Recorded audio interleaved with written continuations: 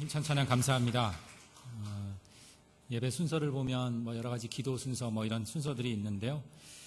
목사가 이제 설교하기 전에 이 성가대 찬양이라는 게 이런 생각이 듭니다. 목사에게 주는 하나님의 또 말씀이 아닐까, 노래로 이렇게 들려지곤 합니다. 아무쪼록 귀한 마음 담아주신 우리 성가대 찬양에 다시금 감사드립니다. 이제 저희들은 이제 9월 첫 주일을 맞이했습니다. 그리고 교회 절기상으로 우리가 보는 것처럼 초록색 창조절을 맞이하기도 합니다. 사계절의 구분이 이제는 조금 뚜렷하지는 않지만 그래도 무더위가 조금은 지나갔어요. 그리고 이제 선선한 그러한 기운이 감도는 그러한 가을이 이렇게 다가왔는데요. 그래서 이제는 좀 움직임도 좀 편해져서 이 즈음에 이제 내일부터 좀 교회 리모델링 공사도 이렇게 시작을 할까 합니다. 한두 달은 우리 교회 교인들이 모두 한 마음으로 좀 모아주셔야 하는 그러한 때가 아닐까 싶습니다. 그래서 이 2달여 정도 동안은 우리가 기도에 집중하면서 기도의 마음을 함께 모으고자 합니다. 가을에는 기도하게 하소서라는 한 시인의 그러한 고백처럼 우리 신사동교회 교인들이 각자의 그 삶의 자리에서 기도의 그러한 삶이 되기를 소망합니다. 영국 소설, 단편 소설 중에 대주교의 죽음이라는 그러한 소설이 있습니다. 내용은 이렇습니다. 대주교가 성당에서 기도를 합니다. 대주교가 성당에서 기도한다는 것은 이상한 일이 아닙니다. 그리고 대주교는 매일같이 그렇게 기도를 하였습니다.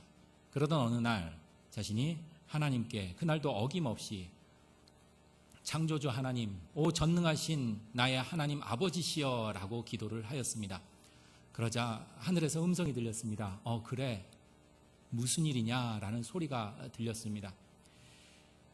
그리고 이 소리를 들은 대주교가 갑자기 죽었습니다. 왜 죽었을까요? 사인은 심장마비예요. 이유와 심장마비이겠지만 더 궁극적인 그 이유는 대주교는 평생 기도했어요. 날마다 기도했어요. 하지만 그 기도를 드리면서도 대주교는 나의 기도가 정말 하나님이 들으시고 응답하시는지는 한 번도 그렇게 생각하지 않았습니다. 그러니까 직접 응답의 소리를 들으니까 어떻겠어요? 그 음성을 들으니까 갑자기 심장이 멎어서 죽게 되었다라는 그러한 이야기입니다. 이 소설의 한 단편을 접하면서 이런 생각해 봤습니다. 과연 그 대주교도 처음에 그랬을까? 그렇지 않았을 것 같아요. 처음 기도했을 때 그 떨림, 설레임, 간절함, 진실함. 그런데 언제부터인가 오랜 세월이 지나고 그렇게 기도를 하였지만 그 오랜 세월에 묻혀서 그 기도의 간절함과 그 진실함도 함께 세월 속에 묻어버린 것은 아닐까 싶습니다. 그래서 마음이 그 깊은 마음은 사라져버리고 덩그러니 기도의 그 형식만 남겨져서 생각 없이 시간이 되니까 습관처럼 그렇게 기도를 드린 것이 아닐까 싶습니다. 결국 그러한 기도는 살리는 기도, 내가 살아나는 그러한 기도가 아니라 결국 죽는, 그리고 죽게 만드는 그러한 기도가 되어버렸다는 좀 씁쓸한 그러한 이야기 한편입니다. 우리가 이제 2달여 동안 이 기도에 대한 생각들을 우리가 함께 나누겠는데요. 우리가 기도하면 맨 먼저 드는 생각이 기도 응답입니다. 기도하면 기도 응답. 그리고 기도 응답이라는 것은 또 다른 하나로 연결이 되는데 그것은 바로 믿음과 연결이 됩니다. 결국 기도 응답을 받으면 어때요? 내가 믿음이 큰 사람, 믿음이 크다, 믿음이 많다라고 이렇게 쉽게 연결이 되곤 합니다. 저는 어릴 적 얼굴이 큰 게 큰 컴플렉스였고 스트레스였습니다. 그죠? 눈에 환하시잖아요. 그죠? 이게 너무 어렸을 때 그 사춘기 때는 너무 싫었어요. 그래서 기도를 했습니다. 하나님, 제 얼굴을 조인성같이 조망만하게 좀 만들어 주십시오.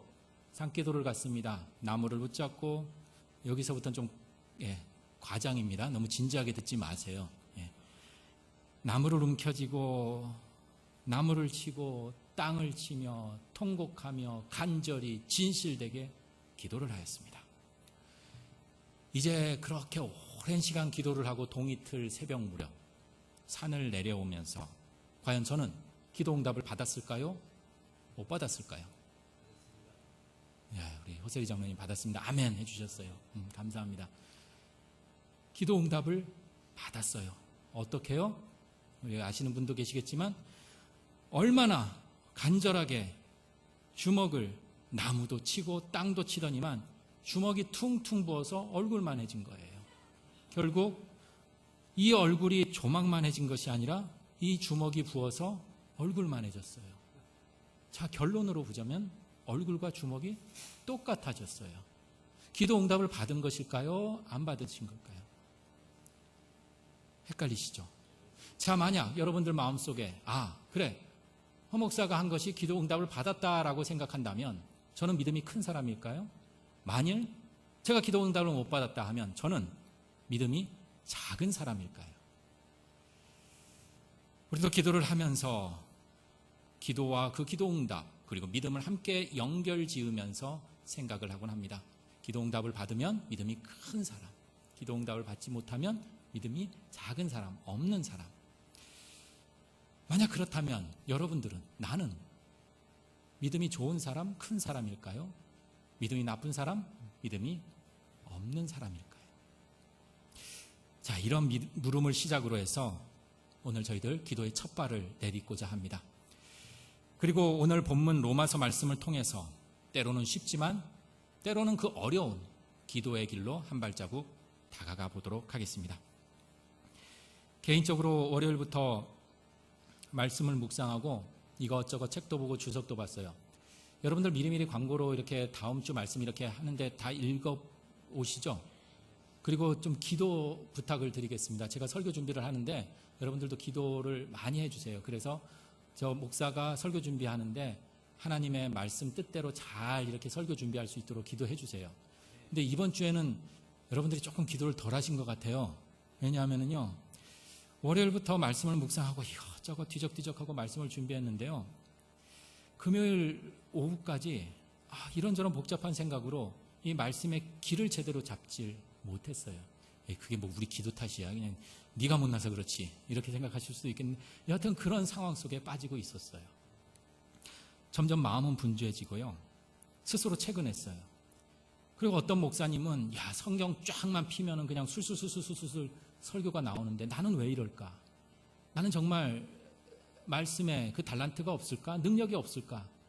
스스로 자책까지 그렇게까지 이르게 되더라고요. 그러다 이번 주 금요일에 당회가 있었습니다. 그래서 당회를 마치고 당회원 가족들과 이렇게 성경 공부를 하는데요, 한동안 좀 멍해졌어요. 왜냐하면요, 당회원 성경 공부를 이렇게 가족들 성경 공부를 하는데 그때 말씀이요, 바로 오늘 본문 중에 있었습니다. 다른 분들은 다 예습해왔는데 저는 예습을 안 했어요. 그래서 너무나 신기했어요. 어떻게 그 나누는 말씀이 내가 일주일 내내 부여잡았던 그 말씀이었는지. 성령에 대한 이야기를 그 본문에서는 함께 나누었습니다. 보혜사 성령. 내가 너무 답답한데 말 주변이 없어서 말을 못해요. 내가 뭔가 이야기하고 싶은데 너무나 힘들고 답답해서 이야기 못할 그 즈음에 마치 변호사와 같이 내 마음을 대변해주는 그 존재, 성령, 보혜사 성령. 그 이야기를 나누면서 오늘 본문 26절 말씀이 다시금 되살아나면서 복잡하고 무거워진 저의 마음을 조금 한결 가볍게 차분하게 만들어 주었습니다. 그리고 늦은 밤 다시 말씀을 살펴보게 되었습니다. 26절 말씀을 하나님은 분명 저에게 이렇게 다가오시며 말씀해 주시는 것 보였습니다.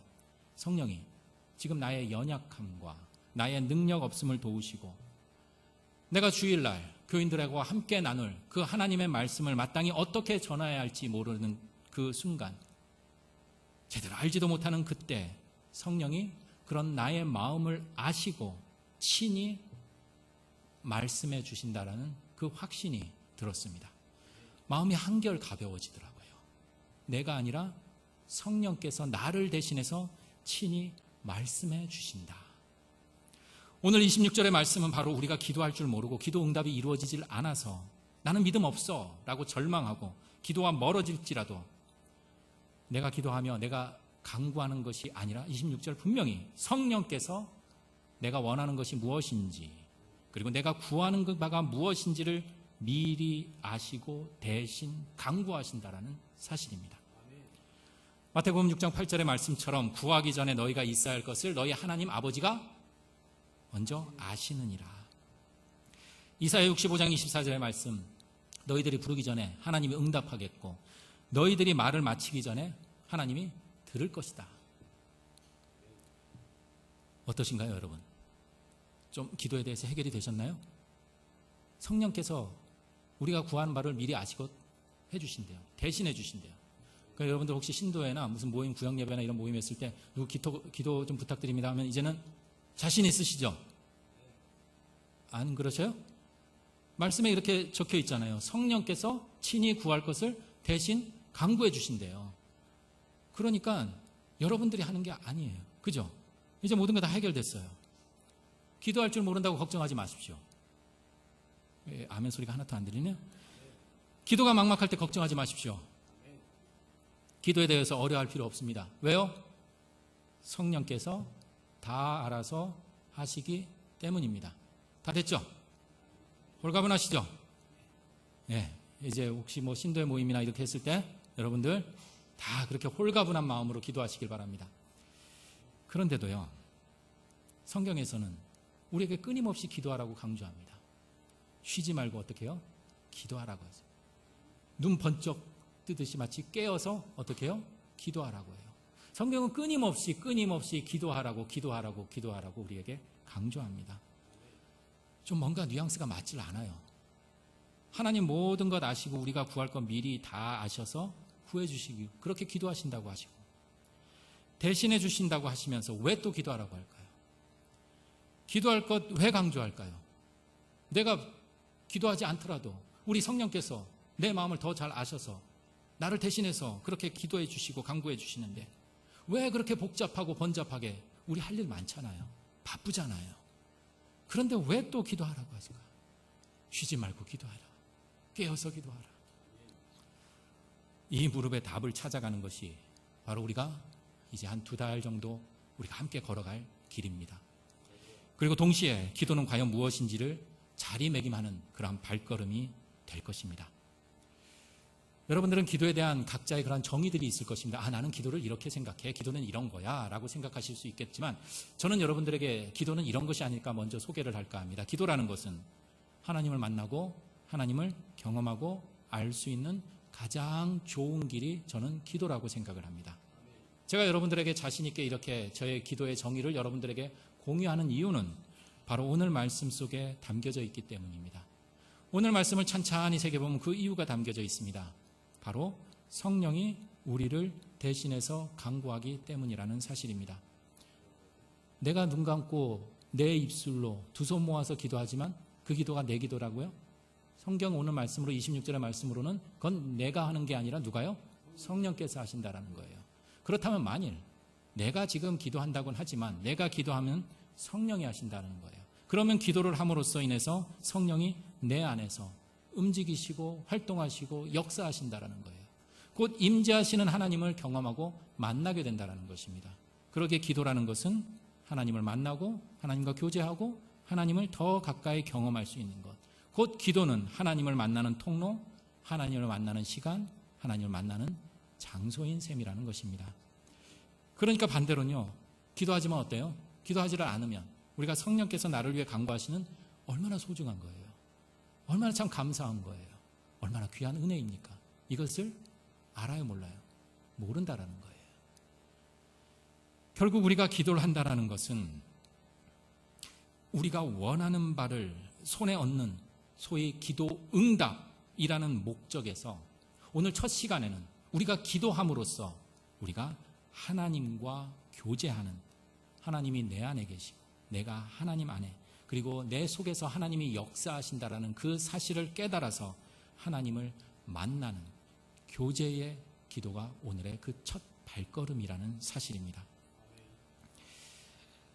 담임 목회를 하면서 간간히 지인들이 연락을 오거나 같이 좀 만나곤 합니다.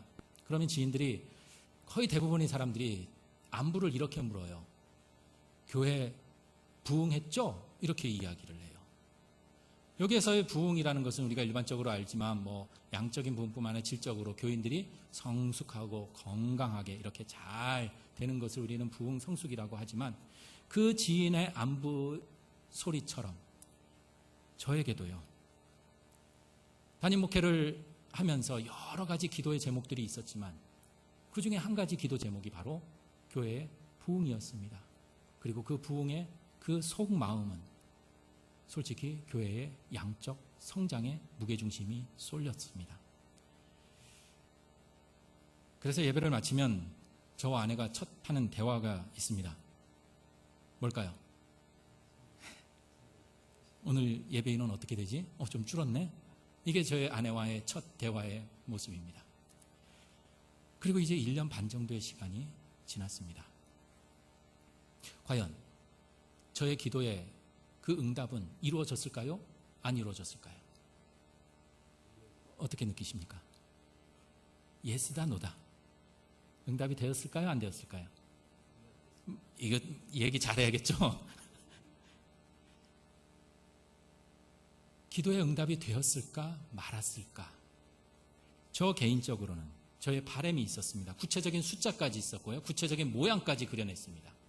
하지만 솔직히 결론부터 말씀을 드리자면 당연히 내 바람, 내 그림대로는 진행이 되질 않았습니다.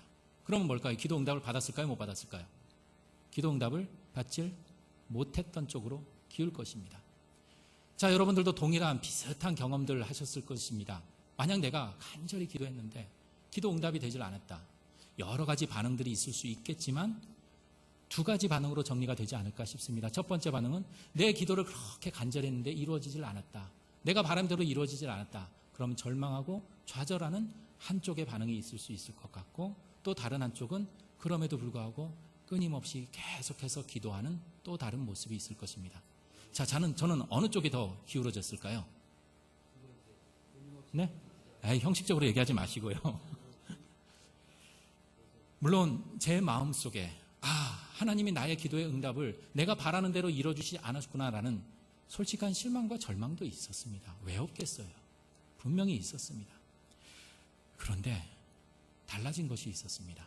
참 창피한 이야기이지만, 목사의 입에서 나오기 참 부끄러운 이야기이지만 이전보다 더욱 기도하게 되었습니다. 점점 연약하고 부족함만 보이기에 점점 하나님만 의지하지 않으면 안 된다는 원리를 뒤늦게 조금씩 깨닫게 되었습니다. 내가 깨지기 쉬운 질그릇이구나.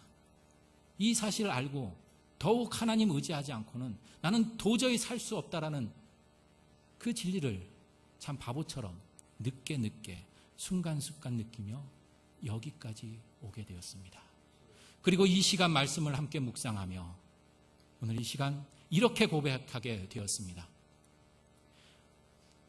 혹 나의 바람대로 이루어졌다고, 내 기도대로 그대로 됐다고 나는 행복한 목사가 아니라 하나님과 교제하는 목사가 가장 행복한 목사라는 그 사실을 고백하게 되었습니다.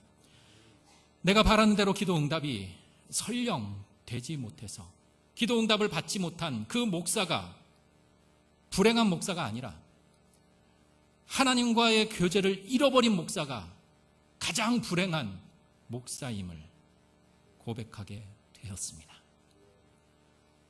좀 불편하게 들릴 수도 있겠지만 하나님께서는 저에게 가장 원하는 그 첫 시작은 변명처럼 들릴 수도 있겠고 합리화처럼 들릴 수도 있겠지만 바로 교회의 부흥도 성장도 아니라, 허정섬, 너는 나와 올바른 교제를 갖고 있느냐? 너는 나를 의지하느냐? 너는 나와 늘 함께하고 있느냐?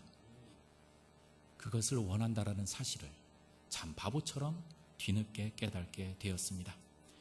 하나님께서는 내가 하나님을 더 잘 알기를 원하신다라는 사실입니다. 그것이 하나님의 마음이라는 것입니다.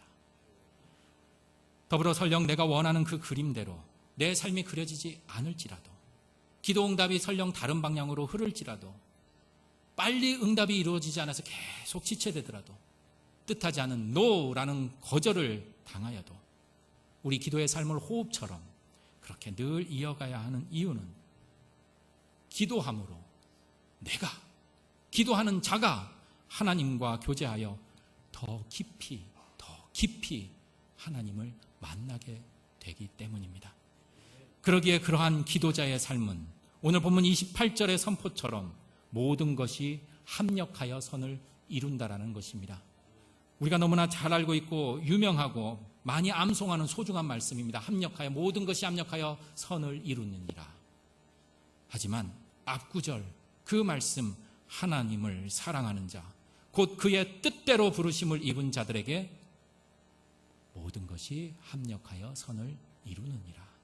하나님을 사랑하는 자, 어떤 사람일까요? 하나님과 늘 같이 있고 싶어. 사랑하면 같이 있고 싶잖아요. 늘 교제하고 싶잖아요. 만나고 싶잖아요. 하나님을 사랑하는 자, 하나님과 늘 동행하고 하나님과 늘 교제하는 이 뭘까요? 우리가 앞서 살펴봤지만 바로 기도하는 자입니다. 하나님의 교제인 기도, 이렇게 기도하는 그러한 이들에게는 기도하는 자의 모든 삶을 통해서 그 모든 것을 사용하셔서 하나님은 기필코 선함으로 인도하신다라는 사실입니다. 어릴 적 저는 참 수학이 싫었어요. 수학이 참 싫어서요. 근데 이에 반해서 형은 좀 수학을 너무 좋아했어요. 그래서 뭐 숙제라든지 시험이 가까워지면 형한테 늘 물어봤어요. 이거 어떻게 푸냐, 어떻게 푸냐. 이렇게 하면 형이 친절하게 이렇게 가르쳐 줬는데요. 제가 원하는 것은요, 숙제라든지 시험 문제가 이렇게 있으면 형, 이거 정답이 뭐야? 라고 이렇게 물어봤습니다. 그럼 형이 정답을 빨리 가르쳐 주기를 원했어요. 왜요? 저 되게 바빴거든요. 친구들하고 자전거도 타야 되고요. 게임방도 가야 되고요. 여러 가지로 바빴어요. 전 나름대로 그 당시엔 너무나 스케줄이 빡빡했어요. 그래서 빨리 정답을 알고 숙제를 해결하고 나가야만 했어요. 그런데 저희 형은요, 인수분해 공식의 원리가 무엇인지, 근해 공식의 원리가 무엇인지를 시콜콜하게 설명하는 것이었어요. 내가 원하는 것은 그게 아니었어요. 빨리 정답을 얻는 게. 그래서 얼마나 바쁜데요. 그런 거였는데 형은 제가 생각하는 범위를 넘어서서 그 원리와 그 이해를 심어주기 위해서 무진장 저에게 계속해서 강조하더라고요. 그래서 갈등이 생겼어요. 형은 답답하다. 형에게는 절대로 물어보질 말아야겠다. 형의 마음이 무엇이었을까? 어제 또 느끼게 되었습니다. 어제 제 아이의 숙제를 이렇게 도와주는데요. 아이가 그러는 거예요. 아빠, 이거 정답 뭐야? 야, 이 유전자는 이거 무시를 못하는 것 같아요. 중학교 때 그 유전자가요, 살아나서요, 제 아이한테 그대로 들어간 것 같아요. 형, 이거 정답 뭐야? 아빠, 이거 정답 뭐야? 그때 형의 마음이 생각이 나더라고요. 아이에게 정답을 가르쳐 주질 않고 원리를 가르쳐 줬습니다. 이게 푸는 방법에 대해서 얘기를 했어요. 그랬더니 아이가요, 그 속에 누구 피가 있겠어요? 제 피가 있으니까요. 아빠, 지금 한일전 축구 봐야 되는데 바빠 나 지금. 저거 봐야 돼. 정답만 가르쳐줘. 답답하게 이거 이렇게 고주할 미주할 하지 말고. 그러는 거예요. 제가 생각하는 범위와 형이 생각하는 범위, 아이가 생각하는 범위와 아버지가 생각하는 그 범위가 너무나 달랐어요. 제가 어렸을 때는 형의 마음을 몰랐습니다. 근데 이제 다 자라서 아이를 바라보며 어른이 되었을 때는 이 문제의 정답을 가르쳐주고는 싶었지만 이 문제와 유사한 또 다른 문제가 있었을 때는 전혀 손을 대지를 못해요. 풀지를 못해요. 그래서 형의 마음이 동생을 사랑하기에 그 풀어가는 과정을, 그 방법을, 노하우를 설명한 그 모습을 저는 그대로 제 아이에게 전해주는 제 뒷모습을 보게 되었습니다. 범위가 달라요. 생각하는 차원이 달라요. 한 가지 질문, 이쯤 되면 이제 좋을 것 같아서 우리 한 가지 질문을 좀 더 던져볼까 합니다. 여러분들요, 혹시 농부가 씨를 뿌리는 이유가 뭘까요? 이 땅에다가 씨를 뿌리는 이유가요. 농부가 씨를 뿌리는 이유가 열매를 맺어서 추수를 하기 위해서. 그렇잖아요. 농부가 밭에다 씨를 뿌려요. 그러면 거기에서 수확물을 얻어서 열매를 얻어서 그것을 팔아서 생활의 보탬을 내고 삶을 이어가기 위해서 농부는 씨를 뿌립니다. 뭐 그것도 아니면 우리 여러분들, 권사님들도 간간히 그러시지만 텃밭에다 씨를 뿌려요. 왜 뿌리세요? 심심해서요? 아니잖아요. 그것을 잘 수확해서 어떻게 해요? 내가 그냥 먹거리로, 내가 먹기 위해서 그렇게 씨를 뿌립니다. 그것이 우리가 생각하는 일반적인 범위입니다. 그런데 마태복음에 하나님 나라의 비유가 있습니다. 우리가 너무나 잘 알고 있는 겨자씨 비유입니다. 한 사람, 한 농부가 작은 겨자씨를 뿌립니다. 근데 겨자씨가 다른 모든 씨보다 아주 작아요. 근데 자라서 풀보다 커서 나무가 됩니다. 그래서 어떻게 해요? 그 뿌린 사람이 수확해서 오일장에서 팔았다? 아니면 잘 먹고 잘 살았다가 아니라 공중에 새들이 와서 그 가지에 깃들입니다. 우리가 생각하는 범위와 하나님이 생각하는 범위가 달라요. 우리는 고작 생각하는 게 뭐예요? 씨를 뿌리는 거. 먹고 살기 위해서. 어디 어떤 사람이 우리가 생각하는 범위, 농부가 자신의 씨를 뿌리는 것이 공중에 새들이 깃들이기 위해서 씨 뿌리는 농부 있을까요? 물론 삐딱하게 생각하면 나중에 새 잡아갖고 관상용이나 팔기 위해서 그럴 수도 있을지 모르겠지만, 하나님의 말씀에서는 우리의 역량을 넘어섭니다. 짐작조차 하기 힘든 그 가지가 뻗어서 가지를 이루어서 그 가지로 인해서 누군가에게 축복이 임하게 된다는 것입니다. 하나님은 우리의 강구, 상상을 넘어서서 예기치 않는 유익을 전해주신다는 사실입니다. 작은 겨자씨, 그 작은 겨자씨의 씨 뿌려짐으로, 그 뿌려짐을 통해서 그 씨에 하나님이 역사하시듯 우리의 작은 기도를 통해 우리도 미처 생각지도 못한 일을, 그 선한 일을 이루신다라는 사실입니다. 내 좁고 생각할 수 있는 그런 범위가 아닌 기도를 통해서 하나님이 어떻게 우리네 삶의 모든 것들, 그것이 실패이든 상처이든 성공이든 기쁨이든 모든 것을 사용하셔서 선으로 만들어 가시는지를, 그러기에 우리 신앙인들은 절망하지 않고 기대하며 살아갈 수 있는 것입니다. 예수 그리스도 겟세마네 동산에서 기도하실 때 예수님의 바람대로 이루어지진 않았지만 예수님은 끝까지 기도했습니다. 기도하며 점점 더 하나님 그 속으로 들어갔습니다. 왜일까요? 십자가라는 어떠한 큰 위기도 하나님보다 클 수 없기 때문입니다. 더욱 하나님과 교제의 시간을 가졌습니다. 그럴 때 아무도 예상하지 못한, 아무도 기대하지 못했던 저 죽음의 나무의 십자가에서 부활의 싹이 나기 시작하였습니다. 매맞고 피 튀기고 힘없어 주저앉았던 그 무능력하다 쓰러졌던 그 예수의 몸덩어리에서 소망의 부활이라는 가장 선함이 이루어졌습니다. 우리는 연약합니다. 한계가 있습니다. 그래서 우리는 내가 아는 바만 구할 뿐입니다. 그런지 성령께서 우리를 대신해서 간구해 주시는 것은 아닐까 고백해 봅니다. 우리 안에 있는 것만 바라는 것이 가장 좋은 것이고 가장 선한 것이라고 우리는 생각할지 모릅니다. 그래서 성령께서 우리의 생각과 경험을 넘어서는 것을 대신 간구해 주시는 것은 아닐까 싶습니다. 이제 우리는 기도를 통해 나를 위해, 나를 대신해 간구하시는 그 소리를 듣고 하나님이 계획하시는 가장 좋은 선한 길을 기대하며 살아갈 수 있기를 소망합니다. 기도는 하나님의 만남입니다. 그러니 우리는 그 하나님과 만나 하나님의 장단에 맞추어서 하나님과 신명나게 춤을 출 수 있습니다. 우리를 위해 대신 간구하시는 그 성령의 도우심을 바라며 우리가 기도함으로 우리를 선한 길로, 가장 좋은 길로 인도하시는 그 하나님의 깊은 뜻을 기대하며 살아가는 삶이 되기를 소망합니다. 이 가을, 그러니 이 가을 우리 기도할 수 있음에 용기를 갖기 바랍니다. 이 가을 기도할 수 있음에 감사하기를 소망합니다. 그리고 이 가을 기도할 수 있음에 우리 하나님께 찬양하기를 소망합니다. 이 시간 우리의 마음을 담아 당신이 지쳐서 기도할 수 없고 함께 찬양 드리시겠습니다.